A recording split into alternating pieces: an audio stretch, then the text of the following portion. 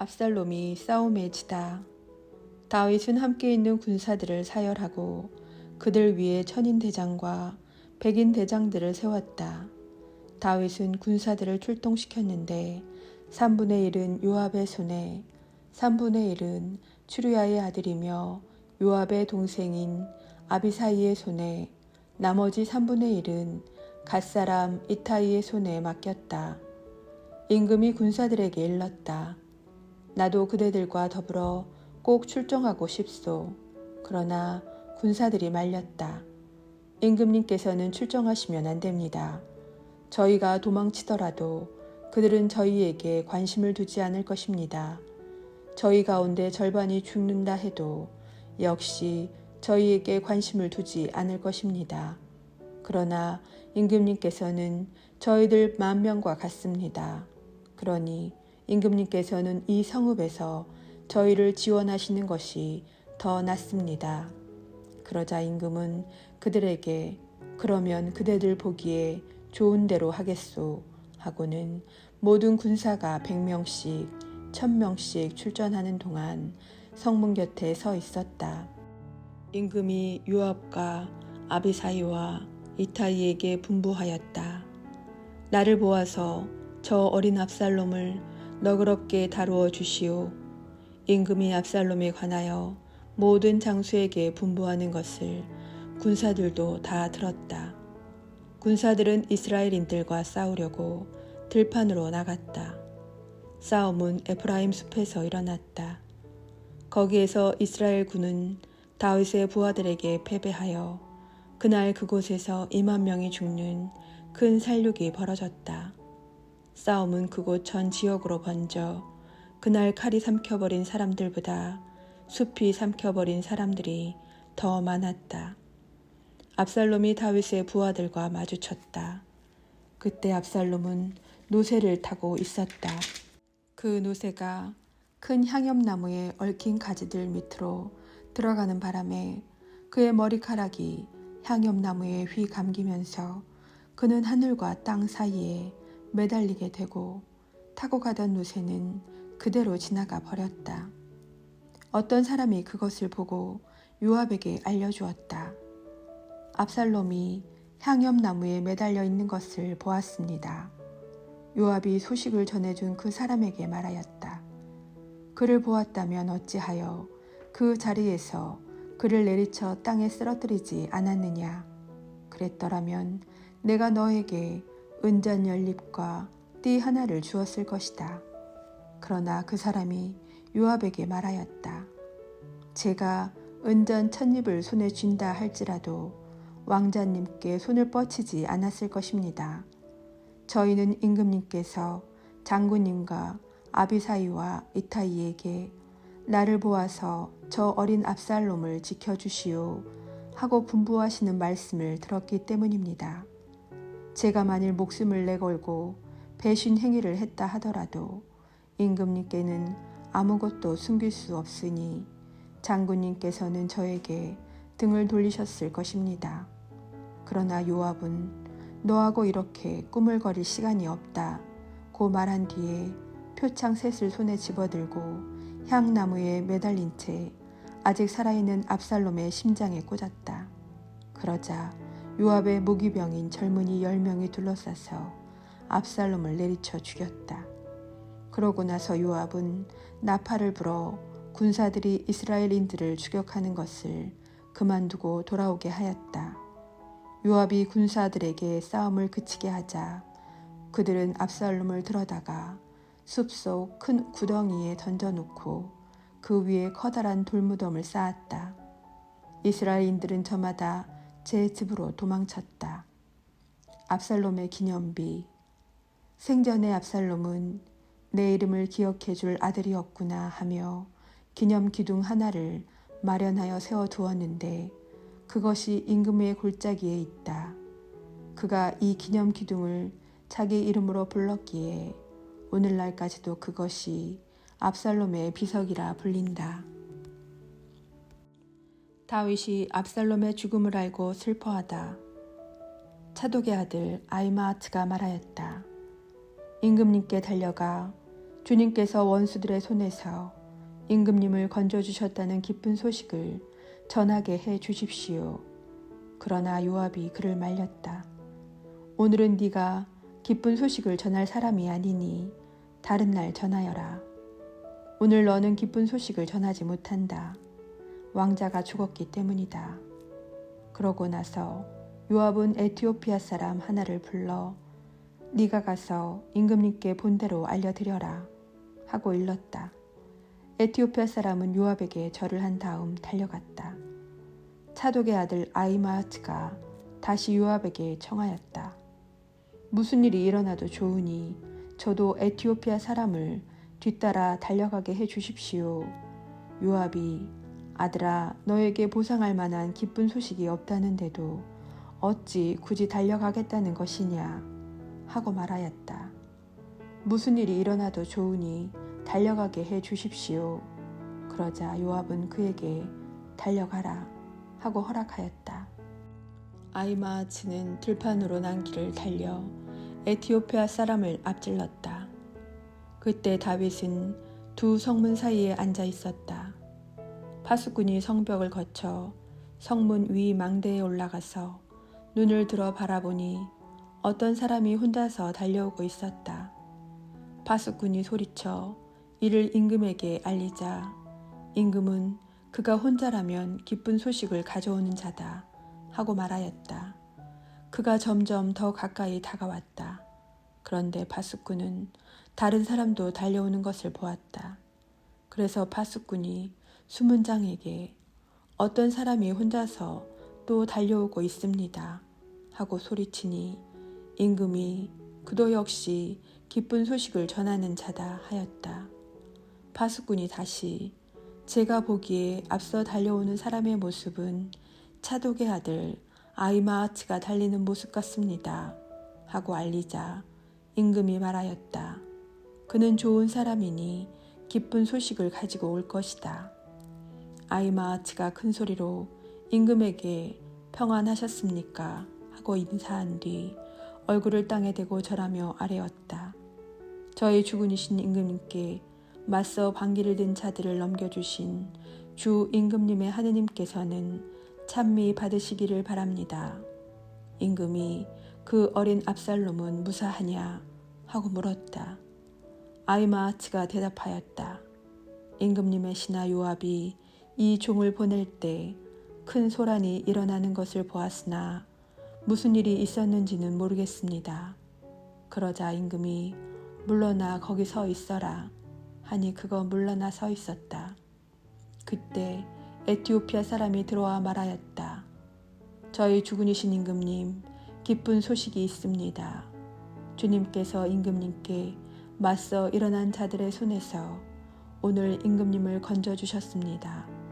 임금이 에티오피아 사람에게 그 어린 압살롬은 무사하냐 하고 묻자 에티오피아 사람이 대답하였다. 저희 주군이신 임금님의 원수들과 임금님을 해치려고 일어난 자들은 모두 그 젊은이처럼 되기를 바랍니다. 19장. 이 말에 임금은 부르르 떨며 성문이 누각으로 올라가 울었다. 그는 올라가면서 내 아들 압살롬아, 내 아들아, 내 아들 압살롬아, 너 대신 차라리 내가 죽을 것을 압살롬아, 내 아들아, 내 아들아 하였다. 임금님께서 오시며 압살롬의 죽음을 슬퍼하신다는 말이 요압에게 전해졌다. 그리하여 모든 군사에게 그날의 승리는 슬픔으로 변하였다. 그날 임금의 아들을 두고 마음 아파한다는 소식을 군사들이 들었기 때문이다. 군사들은 그날 슬며시 성읍으로 들어왔는데 마치 싸움터에서 도망칠 때 부끄러워 슬며시 빠져나가는 군사들 같았다. 임금은 얼굴을 가리고 큰 소리로 내 아들 압살롬아, 압살롬아, 내 아들아, 내 아들아 하며 울부짖었다. 그때 요압이 임금의 거처로 들어가 말하였다. 임금님께서는 오늘 이 종들의 얼굴을 부끄럽게 하셨습니다. 저희는 오늘 임금님의 목숨과 임금님 아들, 딸들의 목숨과 왕비와 후궁들의 목숨을 구해드렸습니다. 그런데 임금님께서는 임금님을 미워하는 자들을 사랑하시고 임금님을 사랑하는 이들을 미워하십니다. 정녕 오늘 임금님께서는 장수들과 신하들이 임금님께 아무것도 아니라는 사실을 드러내셨습니다. 오늘 저는 압살롬이 살고 저희가 모두 죽었더라면 임금님 눈에 옳게 보였을 것이라는 사실을 깨달았습니다. 그러니 이제 일어나 나가셔서 임금님의 신하들에게 다정한 말씀을 건네주십시오. 주님을 두고 맹세하는데 임금님께서 만일 나가시지 않으면 오늘 밤 아무도 임금님과 함께 지내지 않을 것입니다. 그리고 이것은 어린 시절부터 지금까지 임금님께 닥친 모든 재앙보다 더 큰 재앙이 될 것입니다. 그러자 임금이 일어나서 성문에 나와 앉았다. 온 백성은 임금님께서 성문에 나와 앉아 계시다는 말을 듣고 임금 앞으로 나아갔다. 다윗의 귀환을 준비하다. 이스라엘인들은 저마다 제 집으로 도망쳤다. 그 뒤 이스라엘의 모든 지파에서 온 백성이 서로 논쟁을 벌였다. 임금님께서는 우리를 원수들의 손아귀에서 구해주셨고 필리스티아인들의 손아귀에서도 구해주셨다. 그러나 그분께서는 압살롬을 피해 이 땅에서 달아나셔야 했다.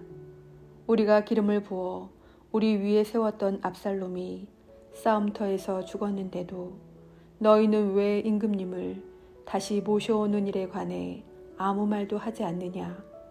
다윗 임금은 차독 사제와 에브야타르 사제에게 사람을 보내어 이렇게 말하였다. 유다의 원로들에게 이르시오. 온 이스라엘의 말이 임금에게 그의 거처에 이르렀는데도 어찌하여 여러분은 임금을 궁으로 다시 모시는 일에 꼴찌가 되려고 하시오. 여러분은 나의 형제이며 골육인데 어찌하여 임금을 다시 모시는 일에 꼴찌가 되려고 하시오. 그리고 아마사에게는 이렇게 말하시오. 그대는 나의 골육이 아니오. 내가 언젠가 그대를 요압 대신 내 앞에서 군대의 장수로 삼지 않는다면 하느님께서 나에게 벌을 내리시고 또 내리실 것이요. 그가 이렇게 모든 유다 사람의 마음을 하나로 만들어 자기에게 기울게 하니 그들이 임금에게 사람을 보내어 임금님께서는 신하들을 모두 데리고 돌아오십시오 하고 말하였다. 다윗과 시므이. 임금이 돌아오는 길에 요르단에 이르자 유다인들이 임금을 맞이하여 요르단을 건너게 하려고 길갈로 나왔다.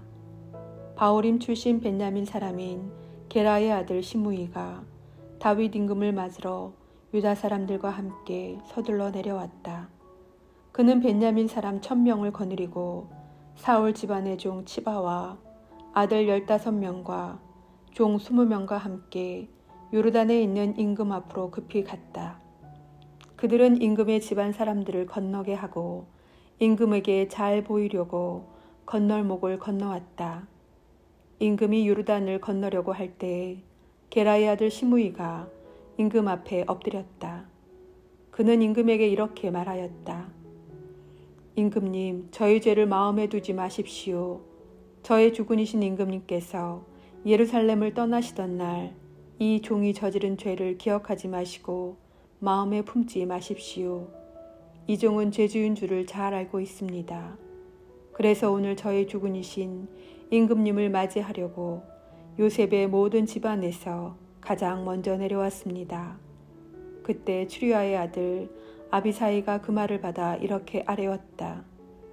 시므이가 주님의 기름 부음 받은 이를 저주하였으니 그는 죽어야 하지 않겠습니까? 그러나 다윗이 말하였다. 추루야의 아들이여, 그대들이 나와 무슨 상관이 있기에 오늘 그대들이 나의 반대자가 되려 하오. 내가 오늘에야 이스라엘의 임금임을 잘 알게 되었는데 이런 날 이스라엘에서 사람이 처형당해야 하겠소.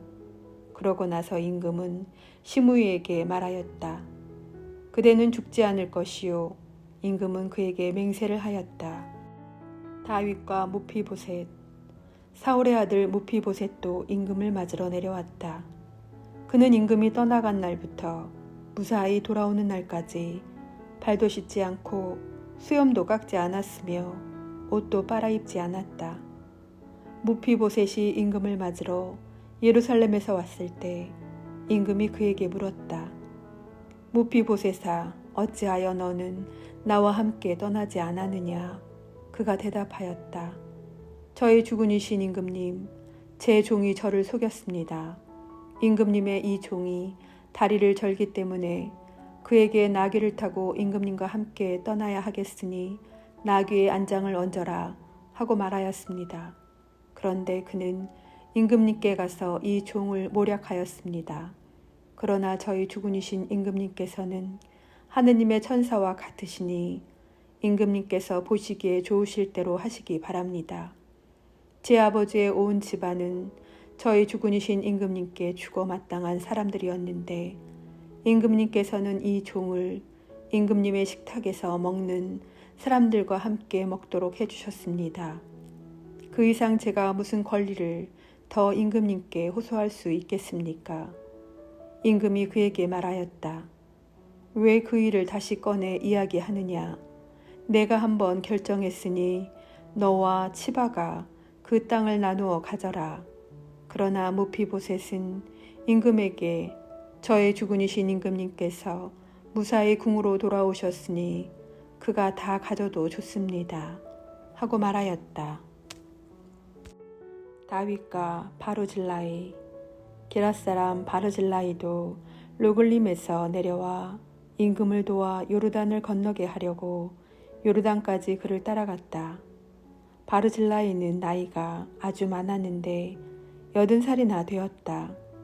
그는 큰 부자였으므로 임금이 마하나임에 머무르는 동안 임금에게 양식을 대주었다.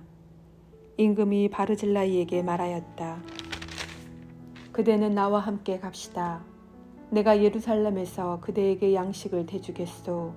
그러나 바르질라이는 임금에게 제가 몇 해나 더 산다고 임금님과 함께 예루살렘에 올라가겠습니까? 제 나이 지금 80인데 좋은 것과 나쁜 것을 구별할 수 있겠습니까? 이 종이 먹고 마시기는 하지만 그 맛을 알 수 있겠습니까? 노래하는 남녀의 목소리를 제대로 들을 수 있겠습니까? 그러니 이 종이 저희 주군이신 임금님께 또 다른 짐이 되어서야 어찌 되겠습니까? 이 종은 임금님을 모시고 요르단을 건너 몇 걸음만 더 가겠습니다. 저에게 그런 상을 내리시는 것은 당치 않습니다. 부디 이 종이 고향 성읍으로 돌아가 제 아버지와 어머니의 무덤 곁에서 죽게 해 주십시오. 다만 여기 임금님의 종 키함이 있으니 그가 저희 주군이신 임금님과 함께 건너가게 해 주시고 임금님 보시기에 좋을 대로 그에게 무엇이나 베풀어 주시기를 바랍니다. 그러자 임금이 말하였다. 키함은 나와 함께 갈 것이요. 그리고 그대 보기에 좋은 대로 그에게 베풀어 주겠소. 또한 그대가 내게서 바라는 대로 모두 그대에게 해 주겠소. 마침내 온 백성이 요르단을 건너고 임금도 건넜다. 임금이 바르질라이에게 입을 맞추고 축복하자 그는 제 고장으로 돌아갔다. 유다와 이스라엘. 임금이 길갈로 건너갈 때 키맘도 그와 함께 건너갔다. 온 유다 백성과 이스라엘 백성 절반도 임금을 모시고 건너갔다. 그런데 이스라엘 사람들이 모두 임금에게 나아가 말하였다. 저희 형제 유다 사람들이 임금님을 빼돌려 임금님과 임금님 집안 사람들을 모시고 요르단을 건너다니 이럴 수가 있습니까? 그때 다윗의 모든 부하는 그와 함께 있었다. 유다 사람들이 모두 이스라엘 사람들에게 대답하였다. 임금님께서 우리와 가깝기 때문이다. 이런 일로 너희가 화낼 까닭이 무엇이냐? 우리가 임금님께 무엇을 얻어먹기라도 했단 말이냐? 우리가 임금님께 무슨 선물을 받기라도 했단 말이냐? 이스라엘 사람들이 유다 사람들에게 대답하였다. 우리는 이 왕국의 몫을 열이나 가지고 있으니 다윗 임금에게 대해서도 우리가 너희보다 더 가져야 한다. 그런데 왜 너희는 우리를 업신여기느냐? 임금님을 모시고 돌아가자고 먼저 말한 것은 우리가 아니냐? 그러나 유다 사람들의 말이 이스라엘 사람들의 말보다 더 거셌다.